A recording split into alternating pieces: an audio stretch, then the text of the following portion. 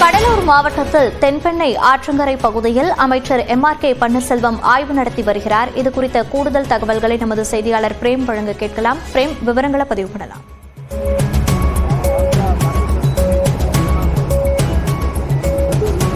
நிச்சயமாக மோனிஷா, அதாவது தென்பெண்ணை ஆற்றில் ஏற்பட்ட வெள்ளப்பெருக்கு காரணமாக தற்போது கடலூர் மாவட்டத்தில் நகரப்பகுதியில் முழுமையாக வெள்ளக்கடாக காட்சியளிக்கிறது.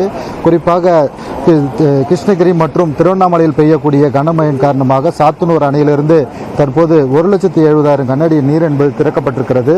இந்த நிலையில் தொடர்ச்சியாக கடலூரில் தமிழ்நாடு உழவர் நலத்துறை அமைச்சர் MRK பன்னீர்செல்வம் அதிகாரிகளோடு ஒரு ஆலோசனை கூட்டத்தை நடத்தி தற்போது சம்பவ இடத்தையும் பார்வையிட்டு ஆய்வு மேற்கொண்டு வருகிறார். அப்படி கேட்கலாம் சார், இப்போ தொடர்ச்சியாக நேற்றைய தினம் புயல் மற்றும் மழையால் கடலூர் வெள்ளக்கடாக காட்சியளித்தது. இப்போ சாத்தனூர் அணையிலிருந்து 1,70,000 கனஅடி திறந்ததால் கரையோர உள்ள மக்களுக்கு தற்போது குடியிருப்புள்ள தண்ணி தேங்கியிருக்கிறது. அதிகாரிகளுக்கு எந்த மாதிரி உத்தரவிட்டிருக்கீங்க? இன்றைய தினம் திடீரென்று இந்த தண்ணீர் சாத்தனூர்லேருந்து அதிக நீர் உபரி நீரை வெளியிடுவதால் இங்கே தென்பெண்ணை ஆற்றில் இப்போ கரை ஓரம் கரை அளவுக்கு இப்போது வந்து கொண்டிருக்கிறது. இந்த பகுதியில் பொறுப்பாளர்களாக அதிகாரிகள் தனி வட்டாட்சியர் அளவில் ஒவ்வொரு பகுதிக்கும் பொறுப்பாளர்களும் கிட்டத்தட்ட இந்த மாவட்டத்தில் கடலூர் மாவட்டத்தில் கிட்டத்தட்ட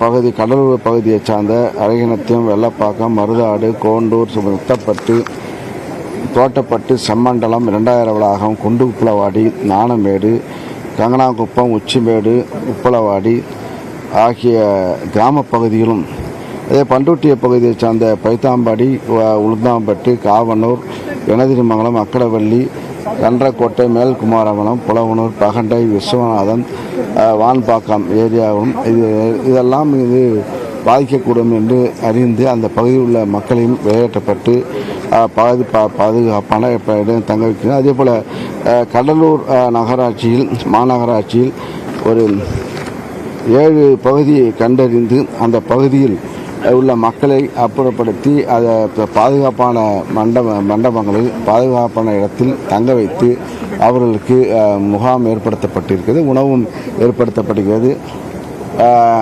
இந்த நிகழ்ச்சியிலெல்லாம் இங்கெல்லாம் காவல்துறை, இங்கே மாவட்ட ஆட்சியர், மாவட்ட நிர்வாகம் எல்லோரும் கூடி இப்போது இந்த பகுதியில் மாநகராட்சி மேயர் மற்றும் கவுன்சிலர்களெல்லாம் ஈடுபடுத்தப்பட்டு பாதுகாப்பாக மக்களுக்கு உடனடி தேவை உணவு, தங்குமிடம் இதில் அறிந்து செய்யப்பட்டிருக்கிறது. அதே போல் மாவட்ட ஆட்சி அலுவலருக்கு முன்பாக தண்ணீர் மட்டம் அதிகரித்து கொண்டிருக்கிறது. தடுப்பணைகள் ஏற்படுத்தப்பட்ட மணல் மூட்டைகள் வைக்க அடுக்கப்பட்டிருக்கிறது.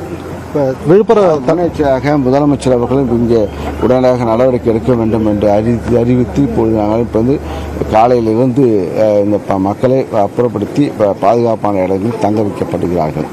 மழை வெள்ள பாதிப்புகள் குறித்து முதலமைச்சர் விழுப்புரம் மாவட்டத்துக்கு ஆய்வு மேற்கொள்ள வராரு. இதே கடலூர் மாவட்டத்துக்கு வருகை தரவில்லை.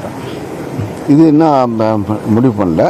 இது இப்போ என்ன முடிவு பண்ணல. இப்போ நாங்கள் ஃபஸ்ட்டு இப்போ மக்களை பாதுகாப்பான இடங்கள் தங்க வைப்பதற்கு தயார் நிலையை ஏற்படுத்தி கொண்டிருக்கின்றோம். அதிகாரிகளை முக்கியமாக துரிதப்படுத்தி அங்கே இருக்கக்கூடிய மக்களை மீட்டு தற்போது பாதுகாப்பான முகாம்களில் தங்க வைப்பதற்காக தற்போது அனைத்து அதிகாரிகள் உத்தரவிட்டிருக்கிறார். அதேபோல் கரையோர உள்ள மக்கள் எந்த பகுதிக்கு செல்ல வேண்டாம், உடனடியாக முகாம்களுக்கு தங்க வேண்டும் என்று தற்போது கேட்டுக்கொண்டிருக்கிறார். விவரங்களை வழங்கியமைக்கு நன்றி பிரியா.